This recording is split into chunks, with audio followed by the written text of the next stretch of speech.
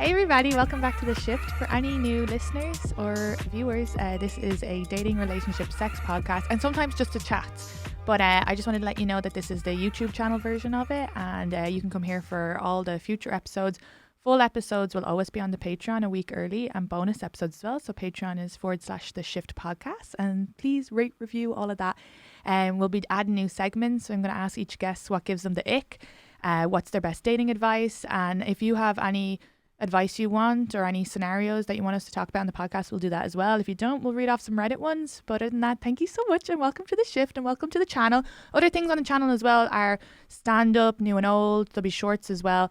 But I love you. This week's guest is Leclerc Andre. You guys have heard him already twice in the space of a 4-year podcast. So for anybody viewing this now, I know there's only a few episodes here, but all the rest of the episodes are on Spotify, Apple and all of that. And the rest of the videos are on my Patreon. So if you want to go back and see, it's actually very exciting because with you, Leclerc, you've been on when you told us about how you originally met your wife and how you kind of weren't ready for a relationship. And then when you met her again, you were like, I'm not going to miss out on her. She's amazing. And then you came back on when you had just, I think, had your baby.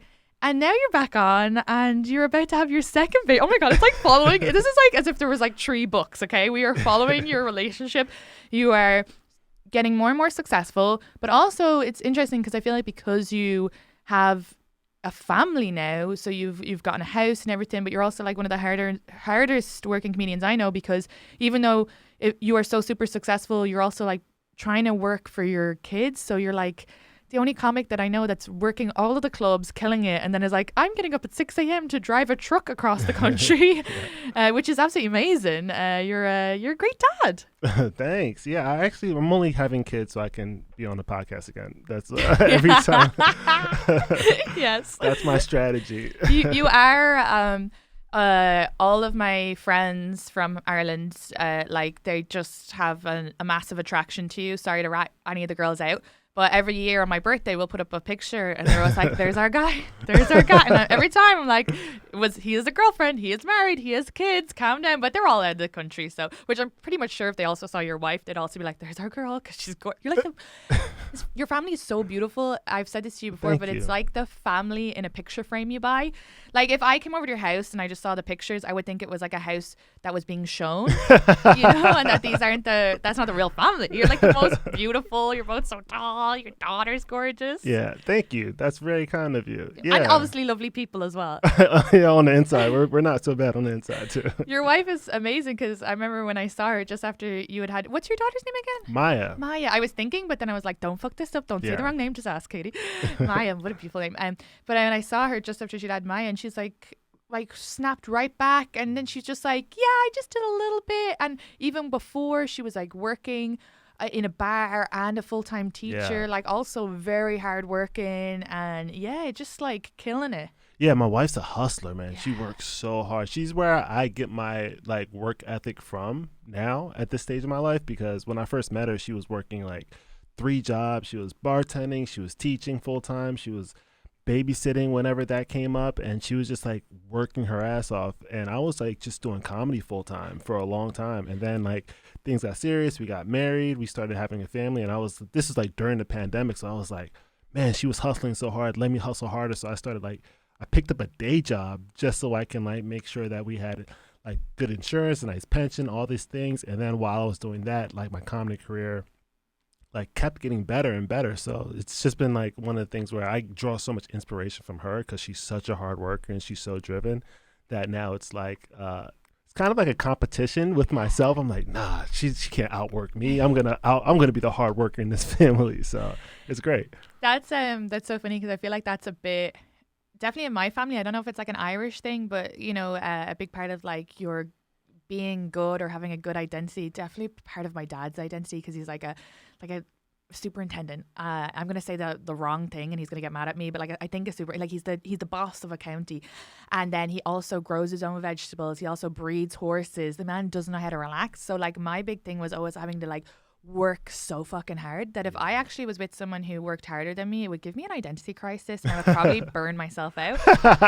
Whereas being with my boyfriend now, he's a gamer, which I've never even thought I would ever end up with, like someone who's just like I'll go out and drink maybe sometimes and he's like, I'm just gonna stay home and play video games, which is totally fine, but he's very relaxed. He takes his time. He's in no pressure. He just has a very healthy work ethic that's not too much, whereas mine's probably a bit too much. Yeah. But it actually pulls me down a little bit. It does the opposite of you, where I even said to him, he's been away, and he was like, "Are you getting more work done that I'm not here?" And I'm like, yeah. 100%. Maybe I'm like probably doing a bit too much, but I'm also like, oh no, I think when he comes back that I need to start going to coffee shops or something. But it is interesting how your partner definitely. But also maybe there's a bit of guilt too. I'd feel guilty if my partner was working like crazy hard all the time. I'd have to be like, no, me too. Like when I'm at home, I can't relax because as soon as my dad walks in, I'm like, should I dust this window? No, I feel the same way, especially when your job is to be a comedian. Oh my, if your partner does anything that like requires attention or is physical in any way, and they come home like, man, I had a tough day repairing elevators, and you're like, what'd you do today? It's like, oh, I bombed on stage. Whoop. Tomato. It's like, it's not the same. So when she has a rough day at work, it's like a refresher. It's a good reminder, like, hey, people have real jobs. People work really, really hard. And it makes me that much more grateful to have like comedy as something that I can call a career. Absolutely. And I think with comedy, when you start to live off it, which most people are like, they never understand. I got some comment on one of my Instagram videos recently, and he was like, how are you... something like, how are you surviving in New York? Like, how do you get paid? And then I wrote back, comedy. But like, they were just their mind was so blown that I could live off comedy. But I think the thing is, when you get to a certain point where you're struggling for so long, but then you get to that point where it all starts paying off, and you kind of are like for me, I keep working really hard because I don't know when that could drop back down. Yeah. But I'm also at a point now where it's like, that's crazy that I'm getting this much to make you laugh, which is like lovely. And it's not even that much compared to other comedians. But I do think in reality, it's like, okay, yeah, I could have been working at a bar, running around or whatever. And now I'm getting that same amount for just like, an hour of comedy, which is just kind of crazy. It is crazy. More. Yeah, it's the dream. People always talk about like, oh, what do you want to do? And it's like, when you start making any type of money in comedy, no matter how small it is, you realize like, this is it. Like it starts with a drink ticket, right? It starts with something so small, like a Venmo of $5 or whatever. But then you start realizing, hey, this is like your growth, your potential income is really up to you. Yes. So that's something that like I try to remind myself. It's like you're where you're at because of the work that you put in. So for me, I think a lot of comics deal with this, is that we don't think that we deserve the next step or the next bonus or the next big lump of cash.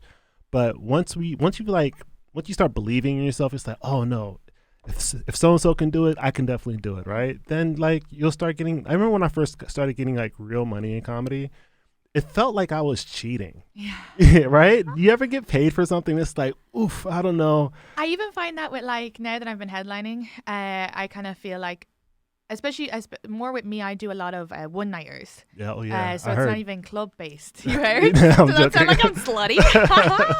That was the old Katie, okay? I'm in my 30s now. I'm a one-man. Right. He's lucky if he gets a one-nighter in a week, okay?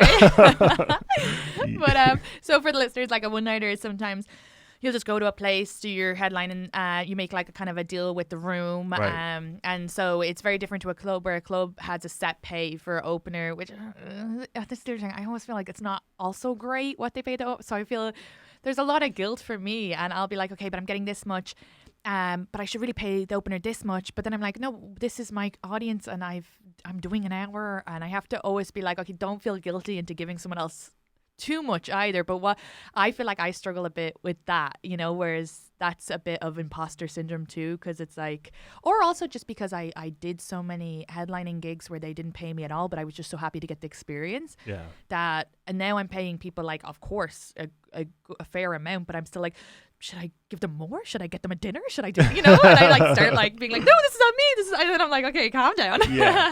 Yeah, it's that's a tough negotiation to have, right? Yeah. Because we all, like, when you're doing comedy, you know what it's like to open, you know what it's like to feel like you're being underpaid, and then it's so hard not to count other people's money, right? So as an opener, it's like, oh, I know the headline is probably making X, Y, and Z, but that's really not what you're there for. You're not there to worry about how much the headliner is getting paid.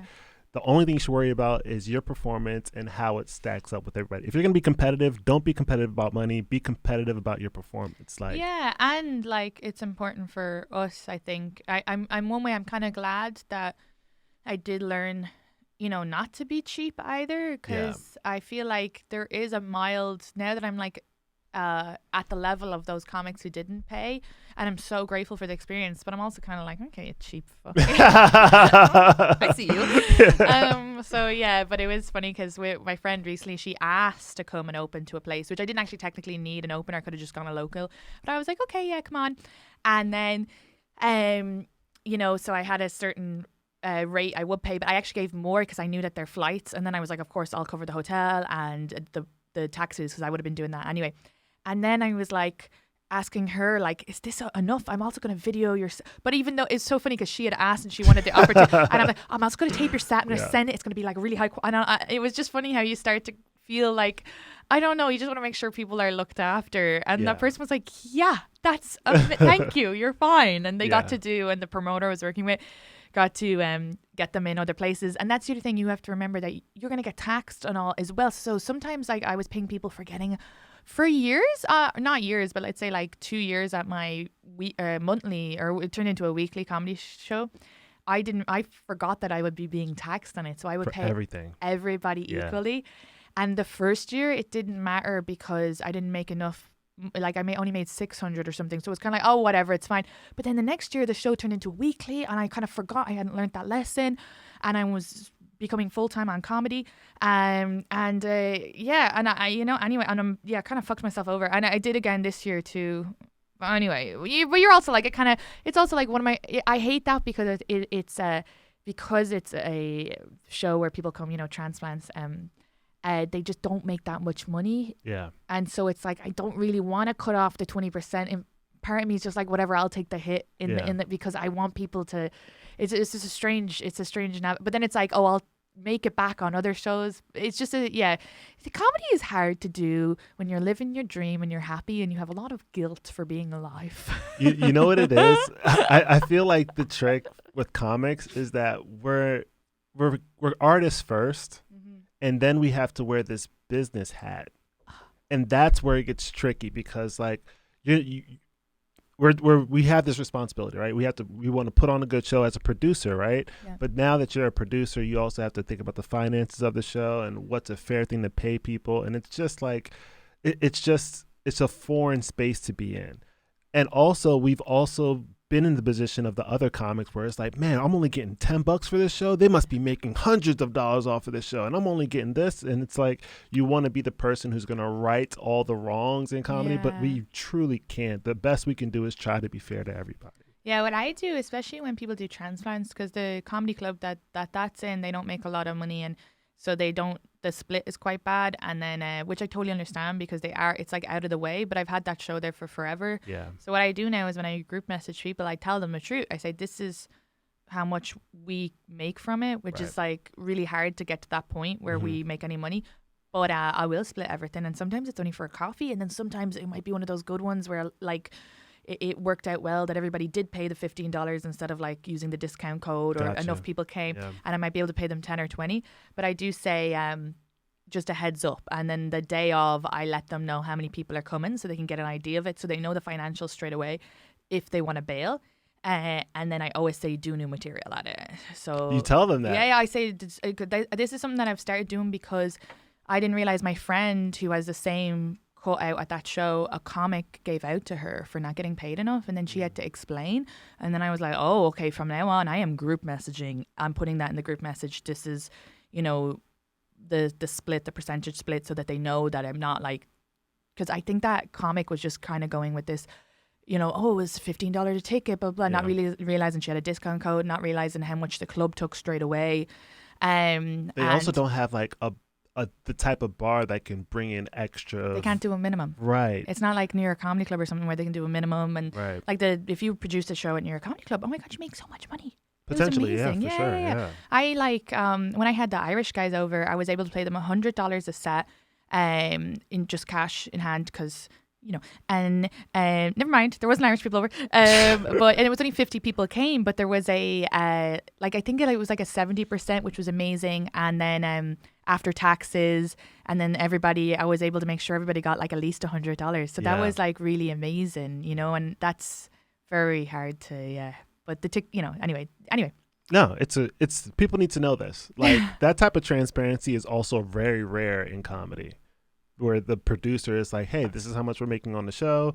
This is my cut. This is what I pay all the comics, and that's that. Because the mystery is what makes it like feel dirty, right? Yeah. When you go to a show and you're like, oh, I'm just doing a head count. It seems like there's probably 1,000 people here, and they all paid $10,000 to be here. Oh, they're probably making so much. So like for you to get rid of that mystery, for you to make it like fully transparent on a show called Transplant is a great thing to do. I've definitely gotten mad when I've seen how many people have clicked on a ticket link and then seen how many people were coming to the show and how much they were paying me, and I've definitely been like, whoa, wait, and there is a point where you have to go, no, Jesus, sorry, so it's a hard lesson to learn, but I think for any young comics, when you do start headlining, to find out what the capacity is, what the ticket price is, what your cut is, what the venue is taking in case it's a promoter or a producer, and get all of that before you fucking say yes to anything, because they will rob you dry. Oh yeah. Oh jeez.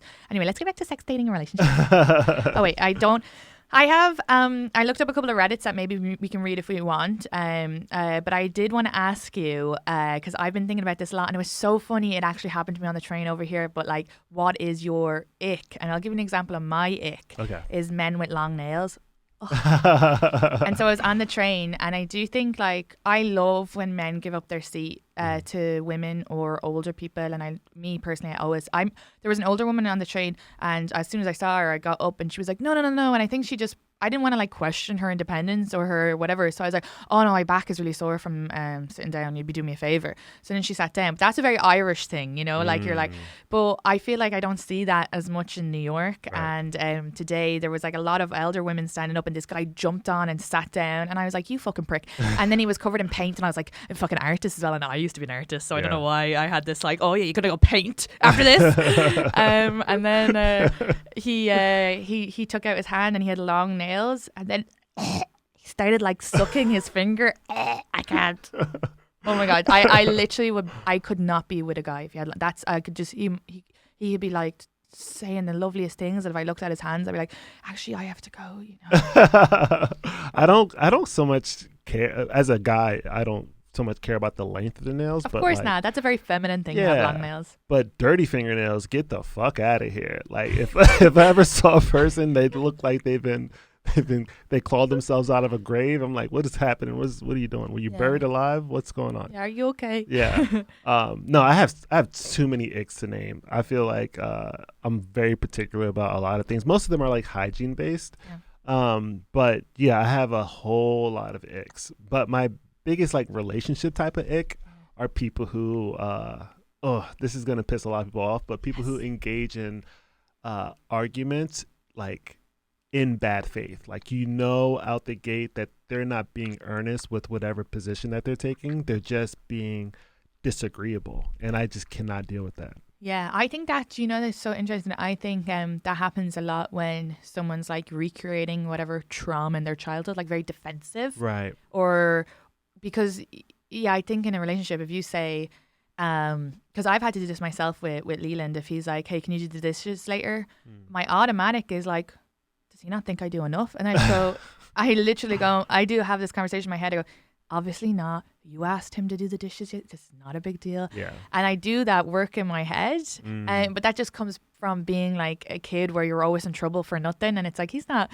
So then I'll just go, okay. Yeah. Well, I feel like you know, maybe when I was younger, I would have been like, "What do you mean?" And they would have been like, "Ah!" And it would have been like a big thing. But I do think that comes from a very like defensiveness comes from a. I guess in that regard, is that what you mean? Where they get very defensive, or No, I mean, like, you or ever just have a kind of argue-y person? Yeah, sometimes it's one thing to disagree, but it's also a completely different thing to be disagreeable, right? So let's say I say to you, "Hey, why do you always leave the light on?" That's a very confrontational way to ask a question, right? So that's like a sign of a disagreeable person. Whereas I can say to you like, "Hey, I've noticed the light's been being left on. I think I do it every once in a while. I think you do it. Can we like work on making sure we turn off the light?" That's far less accusatory and far less confrontational of a way of presenting something. But what I mean specifically by like people having bad faith arguments is when they'll ask you a question and you think that they're asking because they want to get to know you better, but they're really doing it to undermine whatever the argument is about, right? So let's say we're having an argument about women's rights, right? Okay. And I'm like, "Hey, can you tell me about a time where you've been disenfranchised because you're a woman?" And then you tell me a story that is meaningful to you, right? But I'm only listening to the story to say in response, that wasn't so bad, right? So I'm not asking in good faith. I'm not asking because I care about your story and because I want to show compassion. I'm asking because I want to straw man whatever experience you've had. And I've noticed that when you engage with people like that, they're not in it for any type of meaningful discussion. They're not trying to show empathy. They're not trying to grow in this conversation. They're just trying to show that their point of view is better and truthful, and your point of view is bullshit. Yeah. No, I couldn't even be friends with people like that. It's exhausting. For sure. Because you're always in a trap. Right. And you also don't feel heard, right? Yeah. You're like, "Man, this person's asking me about my experience as a woman. They must care about me as a person," right? And then as soon as you say, "Yeah," and then he put this in my drink and I felt awful. And then the first thing he says is, "Well, why'd you leave your drink out?" It's like, "Oh, you don't care about me. You're just like trying to be a dick." So those are people that you have to be like really, really cautious of. And I find that it's easy to get lulled into this like sense of comfort when people start asking those type of inquisitive questions. It's like, "So how did that make you feel?" And it's like, "It made me feel like this." And they're only asking because they have a rebuttal. They already have something. They have an idea that they just want to express, and they're just using you as a tool to get to that. Yeah. No, I do not like that. I would not want to be in a relationship with a person like that. That's exhausting. It's so gross, right? It's so gross. manipulative. It's so manipulative. And then the problem with that is you have to then be ready to argue all these, well, I shouldn't have to worry about my drink, or I shouldn't have to worry about what I wear, or what I gotta hold my drink up to my mouth for the rest of the night, you know. It is exhausting. And it's also so dishonest because they know, like when people, a lot of men, when they argue about like, since we're talking about it, when they argue about like things that women experience and they're playing devil's advocate, they're not being truthful. Like most men know that like things that women experience can be more difficult than the things that men experience. They know. So when they're being combative like that, you know that it's not coming from an honest place, right? You know that when women say, "Oh, I get kind of fearful when I'm taking the train late at night in New York City," and they're like, "Well, why are you taking the train that late?" And it's like, "So you don't take the train that late?" He's like, "I do, but," and it's like, you're not being honest. You're not being honest about the things that you're truly witnessing and what the reality of living in New York City is. It's very strange to me that people do this. You know, if it's men on women, if it's white people on minorities, if it's any of these situations, to deny an experience that you can never truly understand or feel. And I think, what's the point in that? Because it's like, why do you need to do that? Do you know what I mean? Like, and let's say with the men and no, it's not that bad. Not all men are blah, blah, blah, or whatever. Like, firstly, with women and being killed by men in the world, you have statistics. I remember dating a guy and he was like, "That's not true." It was so funny because I was like, actually, you know, they have statistics that you're more likely, you know, women get murdered by men they know. Right. And this guy ended up being totally psychotic, by the way. So it makes sense that he was surprise. Yeah. Very aggressive, man. But I don't understand why you would rather just pretend, like gaslight a whole people. Yeah. It just doesn't make sense because it's not real. I don't understand it. And I think that maybe comes back down to their own defensiveness, because maybe they know that they are one of those bad guys, that they should be entitled to have put a pill in your drink and have sex with you. Right. You know, like, why would you argue the girl should mind their drink unless you're thinking, well, if I get a chance, I should be allowed to put a pill in it. Right. It's just, that's the only logical. Or, you know, I think when, like, let's say when like white Americans get really mad when minorities are trying to talk about their cause and they're getting defensive and stuff, but they've never experienced that, so because they think it's not real because it's not their experience. Right. Which is like, that's crazy. That'd be like me going, football's not real. American football's not real because I've never played it. Right. It doesn't make any sense. It doesn't make any sense, but also there's so many tells, right? It's so obvious when people are coming from those places, because they should be approaching those conversations with curiosity. Yeah. Anytime I have a discussion with a person and I don't understand where they're coming from, I always approach it with genuine, earnest curiosity, right? But I've had conversations with people and they're like telling me about the Black experience. Having never worked with Black people, having never lived in a Black community, having never gone to a Black school, having never dated a Black person, they don't even have any close Black friends. So they're like, I just don't understand why Black families, it's like, you don't understand Black people. Yeah. So the fact that you think you're even qualified to have these conversations is completely like asinine to me. It's so absurd, but it's also one of those things where I also have to be mindful that I shouldn't necessarily engage with every person who wants to have a conversation like that, right? Yeah. It's also on me to identify like, oh, this person's not coming from a good place. Yeah. They don't truly care about Black people. So why am I going to even engage with them to begin with? Absolutely. So, and they're just looking for an argument. And yeah. Well, they're also trying to absolve themselves from any guilt that they feel like Yeah. society is putting on them. So interesting, because I find that, and I did want to write a joke about it. I have been trying to figure it out, but how as Irish people, we're born guilty. And I come over and I see white Americans have just started to feel guilty since BLM, and Yeah. they are gross with their guilt. You know what I mean? It's like, because they don't realize they put it on you guys to educate them. Yeah. They're like trying to really be like, no, I haven't done anything wrong. I don't feel anything wrong. But I love you. And it's just like very like, oh, you're not handling your guilt. Okay. You know? They're very like babies with guilt or something. And I guess because they're realizing that they have benefited from a system for so long. So all of a sudden their eyes are open maybe for certain, but it's just interesting to see as an outsider. It's very similar to like, ever see a guy get caught cheating? Yeah. Right? They go through all those emotions. First, they gaslight. It's like, oh, racism is not that bad. Oh, slavery was so long ago. It's like, oh, I cheated on you months ago. I don't know why you're mad about it right now. So it's very those behaviors are very consistent with a person who's just caught doing something terrible. And also, it takes so much of effort on their part to come to an honest space of understanding. Yeah. And a lot of white Americans, honestly, would rather not. And I get that, because why would they have to, right? Especially if you live in an all-white community, especially if you're comfortable with your life and the way things are going, why would you have to deal with something that is another person's problem? And many white Americans think that racism is Black people's problem, which is crazy. That's like saying rape is women's problems. If men are the people like perpetrating it, then it's a man's problem. It's something that men need to deal with. I don't think it's fair to say, hey, women should work on ways to prevent. It's like, nah, men should probably be raised better, and we should have more conversation amongst men about that issue. Exactly. It'd be like saying all women should just wear fully clothed. Yeah. Or like, it'd be like saying, that women can't, that it's not men's fault that women are so you know what I mean? That's crazy. It's like, no, we should treat men not to think of women as sexual objects. Yeah. And that's what the world is doing. So I do hope that white Americans also do the work.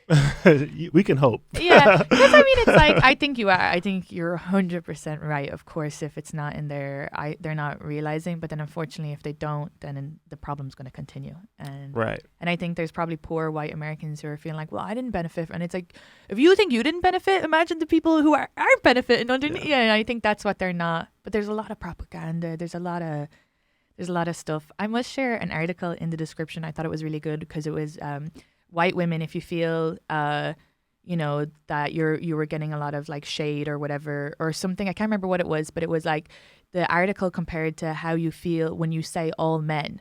Like, of course, it's not all men, but it's majority men. And you say it. You say all men do this, all men do that. So that's what we're saying when we're saying white women. We're not saying all of you, but like majority. And you know, don't you want men to listen when you're complaining about men, even if it's to a, you know, so you need to do this. I thought the article was like, I was like, what, this is on point. I don't know how I found it. I was just like going through, like, sometimes I see something on TikTok and then I like to, and that's the other thing, you like to educate yourself because you're not going to know everything.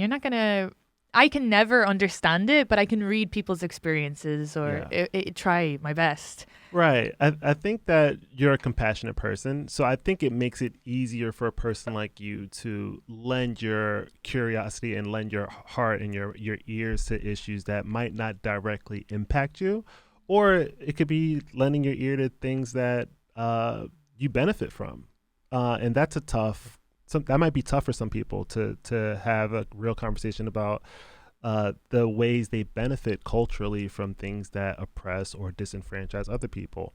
It also, especially if you're like a prideful guy, it's also hard to listen to people say that you benefit when you take pride in where you are in life because of your hard work and efforts. It's hard to hear another person say, well, you know, it might be partially a little bit because you were born into a good family and you're a white person and you have a white name and you're a man. That might play into the fact that your fraternity brother got your recommendation for that law firm. Yeah, and you're like, no, I got good grades. It's like, all right, yeah, you did get good grades as well.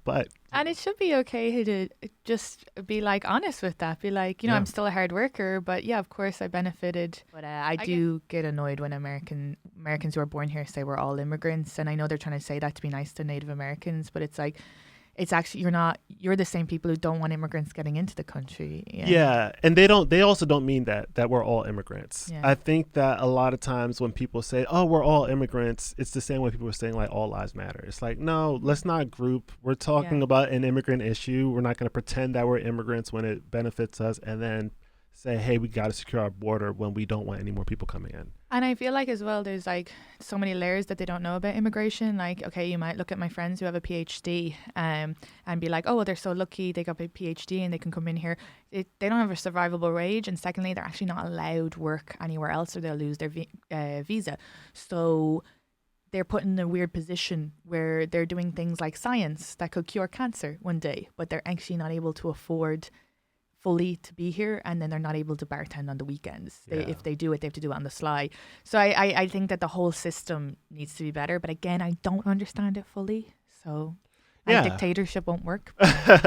You just have to have a good cabinet. I'm a socialist. Yeah, are you? Oh yeah. Yeah. I would say so. Again, not understanding it fully, but I would say I want to be successful and have enough that if I have a kid that they're good, they don't need to go to college here. They'll go to college in Ireland. So if they want to go to college, but I mean, I don't ever want to have too much. You know, I don't think anybody needs too much. And I think that there is a wealth discrepancy in this country. Yeah. And there's such poor people and healthcare and everything. And I think healthcare should be free. I think college should be free. So that probably makes me a socialist. I mean, I don't know. We would have to talk about it longer, but I do think that a lot of Americans have this idea of what socialism is, and they don't understand that we already have so many socialist programs that work in America that benefit people with underneath the umbrella of capitalism. I do think that this system that we're in right now just doesn't work. Yeah. I think that American greed is something that is so toxic and yet so appealing to so many people. I think most Americans, their dream is to be rich, whereas in a lot of countries, people's dream is to just be successful enough to take care of their family. But this healthy. Yeah, this idea of excessive wealth is something that is so perverted in our culture, where people are like, oh, that's why we idolize these multi-billionaires. There's no reason why people should be looking up to people like Elon Musk and Donald Trump if you're just judging them by their character, right? Yeah. The reason why a lot of men look up to them is because they're like, oh, they can buy a yacht. And it's like, all right, but is he a good person? Like, also, if you had enough money that you can once a year go out on a yacht and rent it, why the fuck do you need to buy a yacht? And then also for me, I grew up, there was like a issue in the family where they were bad with money. You get it. We get it. We've talked about this. So everything was always like anxiety for me with money, and it's made me very careful with my money. Yeah. But also and that's something as well that I want to make sure that I don't become like, I don't want to have anxieties with money either and hold on to it too much. But on the other side, I only buy things I really love, and when I get them, I really appreciate them. So I kind of like that whole thing of, not having too much, because if you have it in abundance, it's not, you don't love it. So like my apartment is tiny. You've seen it. It would barely fit you, but I love my apartment. Yeah. And, it took me so hard to get to that place, and in other words, get a boyfriend who has a cheap apartment. But I mean, it's the first time that it's ever felt like a real home. And that's not, I think for me, if I had a huge house with loads of rooms to clean, or rooms that weren't being used, it doesn't make sense to me. I don't ever want to have something that's too big that I need. Live for what I need or whatever. Yeah, I think when you get into the world of excess money, where people just have money that they're forgetting about, I think people forget how much that money would impact a person's life who has nothing. Mm-hmm. So when I see people who talk about like upwards of billions of dollars, they can change cities. They can change people's lives infinitely. Also, they can change entire school systems. They can change the way people eat in entire communities. Whereas, that's real impact. So the fact that people have money that they're like forgetting about, or they're just letting it compound where they could be putting good work and good use of it, is kind of crazy to me. Oh, absolutely. And there's this hoarding mentality, I think, for their future generations. Now you got this spoiled kid. I don't know. A lot of them don't even have kids. Like a lot of them are just multi-billionaires who are just like, they have one wife, maybe one kid. The kid is going to be set with a fraction of their money, right? Yeah. But they're just sitting on all of this wealth. And it's like, I've gone to schools where the books are falling apart. Yeah. I've gone to schools where like the indoor basketball courts don't have nets. I'm like, this is wild. Yeah. And these places are so wildly underfunded. And one person can change that. Two people could change that. Yeah. And then you have people like Mr. Beast, who's like trying to make a change the way he can make a change. But like, we have so many billionaires in this country who could not care less about the average American. No, absolutely. And also they need to realize that they are billionaires off other countries that are struggling, that they are taking advantage of resources, all that stuff. But also, you said something and I was like, that's a good point. Oh, yeah. Mental health services are so bad. And specifically in New York, which is quite liberal, we can be quite in a bubble. Like I'll hear people being like about some issue. And I'm like, I feel like things are pretty progressive now. And then I'm like, oh, wait, never mind. Yeah. I'm in New York, and all the things we talk about, misogyny, other issues, like gay rights, all of that is like not the same as New York. New York is a lovely little liberal bubble. Okay. And I feel like, well, you don't think so? I don't think so. No. Really? Yeah, I don't. I mean, I was just going to say with mental health, though, that there are literally people with issues on the train who should be in mental health services, but the mental health there's not enough investment, I feel like, in a lot of those services here, so rich people could help with that. But you go back to why it's not as liberal. Well, to that last point that you made, the reason why you're seeing, like, everything is related.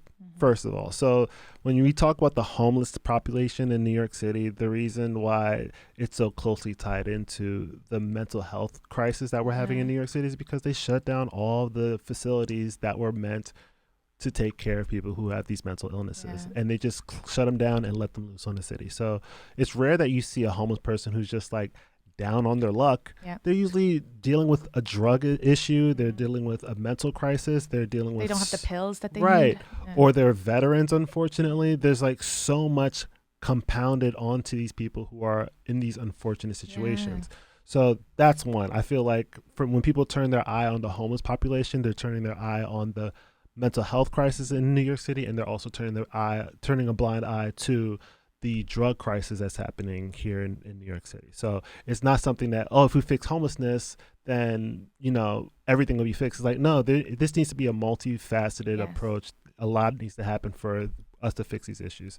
Secondly, like, New York is not nearly as liberal as people think it is. Like, we have pockets, we vote quite liberally, but like, if you go to Staten Island is as red as it gets. No, I meant, like, I'm talking about Manhattan for sure. And I'm only talking as a woman and my experiences. So obviously I can't talk for anybody else's experience. But I will say, as a woman, there's definitely, like, Ireland is definitely, oh my God, it's changed so much. It's getting so better. But I would definitely feel, you know what though? Hypocritically, I'm trying to think. I would say New York is less misogynist, but then that's not true, because I have friends who've worked in situations, or I guess I felt like it was more jokes about women or slapping your arse, or you weren't really assaulted, or you were just a little drunk. You know, I definitely, those conversations happen a lot at home, whereas I don't hear here. But then I also get catcalled here, or I wouldn't get catcalled in Ireland. So I guess that's a cultural thing, though. Yeah, and I also feel like I hate talking about the catcall thing, because it seems hacky to just be like, it was such a novelty to me, so I didn't mind it as much. Yeah. You know, I didn't realize it was everybody getting catcalled, and I was like, oh, you're looking great you thought today. It was just you? So yeah, my experience, I felt like more, you know, people understanding women's issues here in New York personally. But then again, Ireland has gotten so progressive. We're getting abortion rights and everything. So, and I've been out of Ireland a while. It's totally flipped on its head, and they're talking more about sex education and stuff like this. So my country is get coming up. But I only meant in regards to that. I forget about, like, places in the South that probably don't even talk about, or abortion is illegal. Like, that's wild to me, and I forget that that's like I can't even understand it sometimes. Do you know what I mean? That's out of this world to me. Yeah, it's easy to live in that bubble. I travel a lot doing comedy, so I don't have that luxury anymore. I used to be the person who thinks, oh, New York is this, and the rest of the city or the rest of the country looks similarly to this. Yeah. But that's truly not the case. And I noticed that when you are a minority, I don't necessarily mean a minority like racially, when you're like a party minority. So like if you're a liberal person going to a conservative space, this idea that like in New York City specifically, when I say there's a lot of conservatives here, there are tons of conservatives here. They just whisper, right? They're just not as loud and brash about their views, because they understand that they are not the majority here. Whereas when you go to conservative places, conservative voices are much louder, because they know it's a safer space to speak on those issues. And then if you're a liberal person in those conservative spaces, you're the person whispering like, oh, I can't believe there's burning books over here. And it's like, no, it's so true, because we went to Houston, and Houston would be quite liberal compared to Texas. But firstly, when I did my jokes about guns, it's the first time that they were like, Yeah, even them, they were so liberal. They were like, no. And I was like, all right. And then secondly, when we were getting food before, and it was me and Chansu, so for the listeners, she's not a white woman.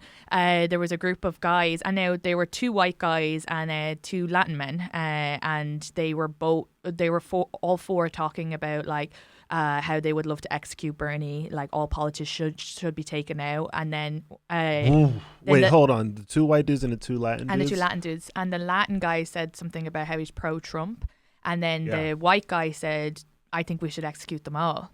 And it was just like, Chauncey was like, if this was any other country, like, you can get in jail for it. But it was so loud, they were shouting it, and it was graphic what he was talking about, the execution. Like, she was like, let's go. And like, you know, and there's the other thing as well, where my race does 100% benefit me, because she's kind of going, I don't want them to look at me and see a Muslim woman. Yeah. Do you know? And, or, do you know, so she's like, let's get, you know, and I was like, yeah, let's get out of here, because they look at me, they won't hear an accent unless they come up and talk to me. And they might think shitty things about women, but, you know, they might just go, oh, it looks like, you know, and that those are things where that I had a privilege in that situation.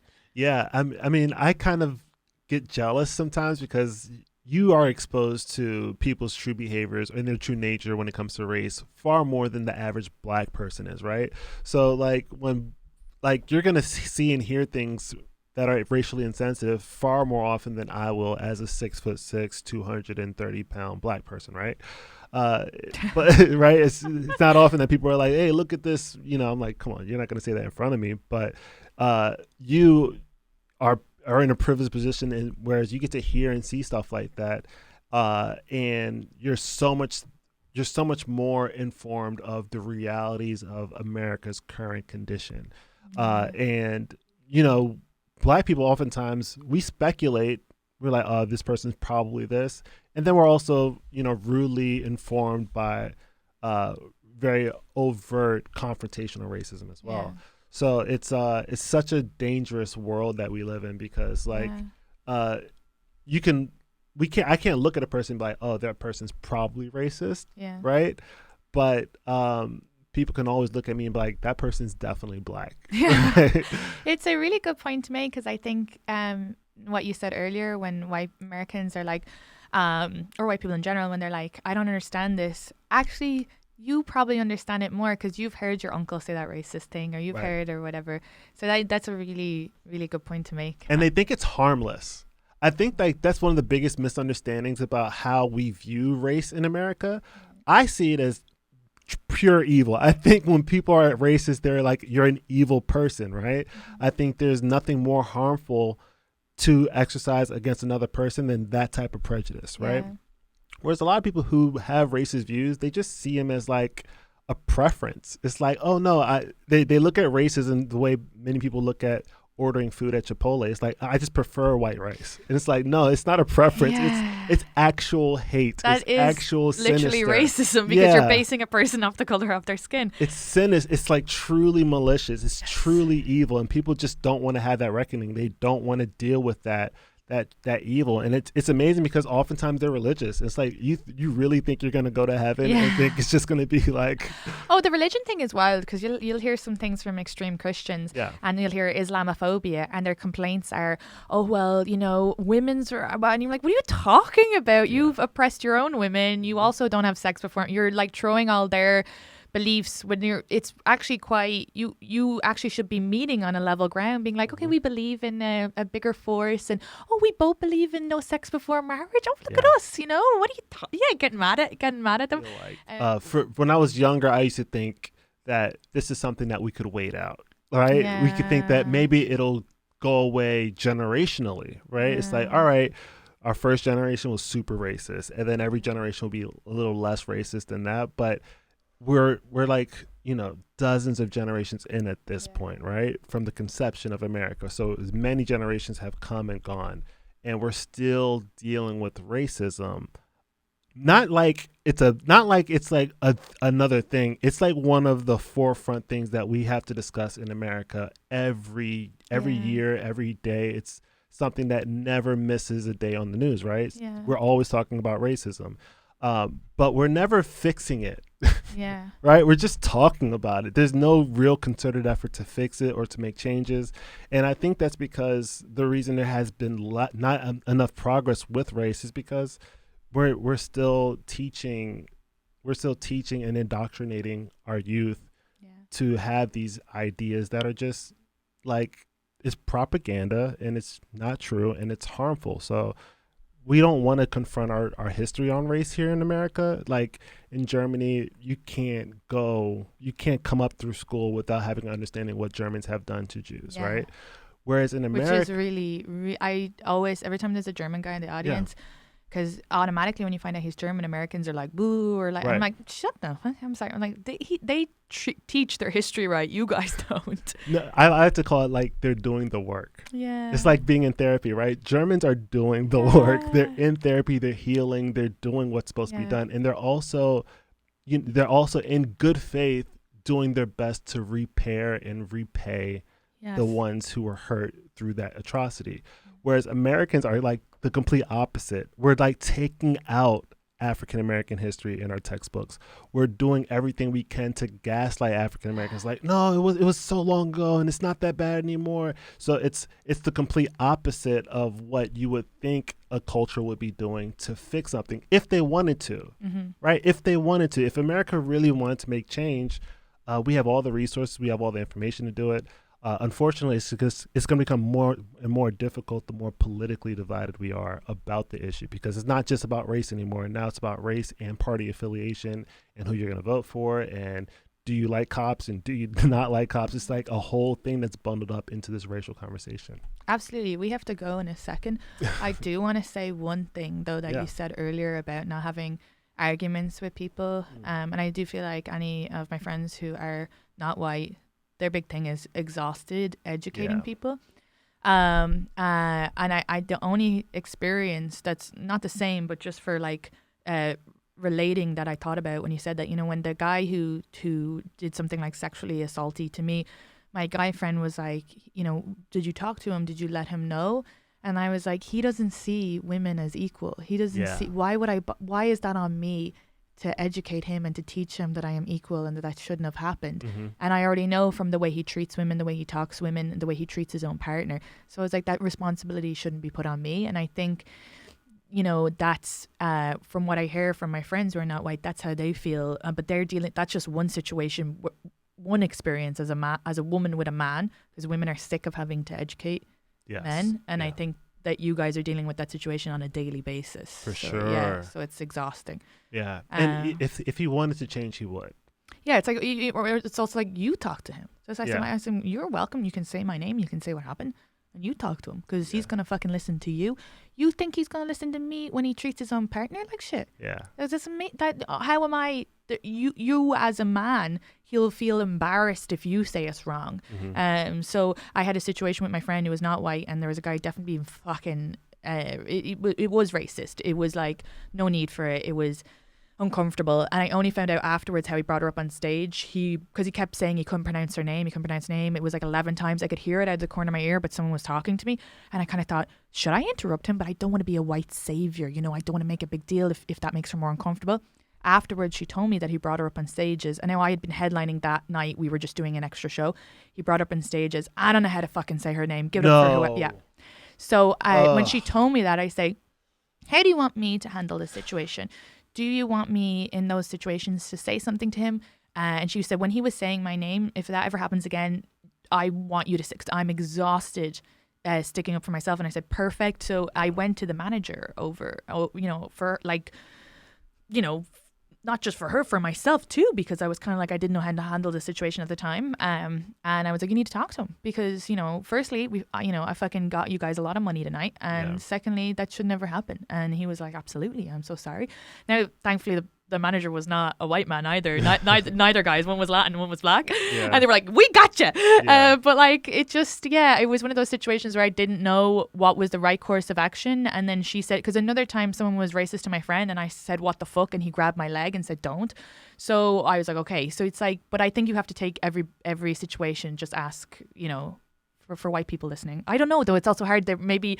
But anyway, in that situation, she was like, yes, next time, tell them to shut the fuck up. You can stop your conversation and turn around. You did the right thing. I think any effort is good. Just don't be complicit.